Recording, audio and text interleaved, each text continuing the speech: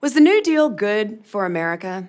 Was it a progressive and successful program that saved the United States from economic ruin during the Great Depression of the 1930s? Or was it a misguided labor policy that would have utterly failed if America had not joined the Allied war effort in 1941?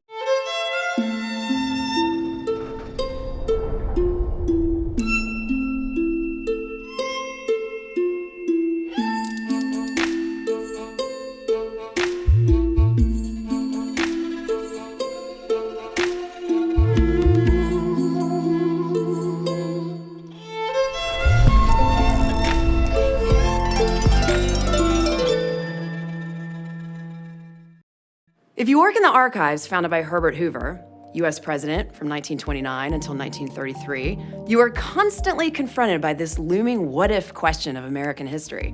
What if Herbert Hoover had been reelected in 1932 and America had faced the Great Depression with conservative economic policies instead of Franklin Delano Roosevelt's expansive big government programs? What would have been the fate of the New Deal if World War II had not dramatically shifted the U.S. economy and made it thrive? There is perhaps no artifact that captures the controversy of the New Deal and the continuing questions about economic policy that it raises better than this document created by one of Roosevelt's most trusted aides in 1932.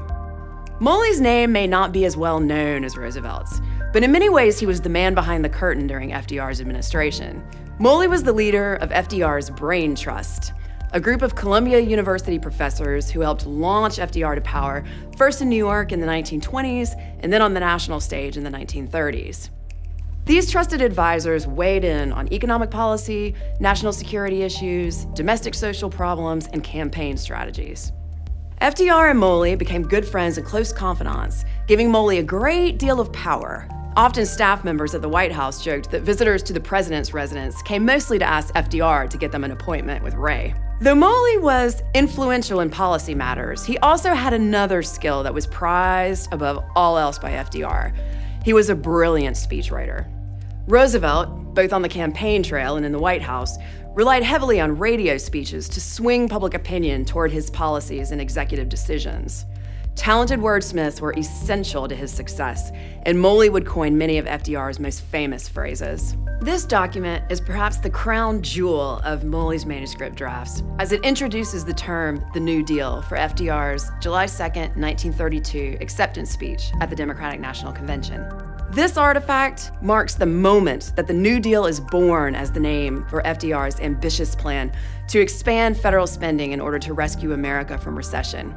How did the archives of one of Roosevelt's most trusted advisors end up at a library founded by his political rival, Herbert Hoover, whom FDR beat in a landslide election in 1932?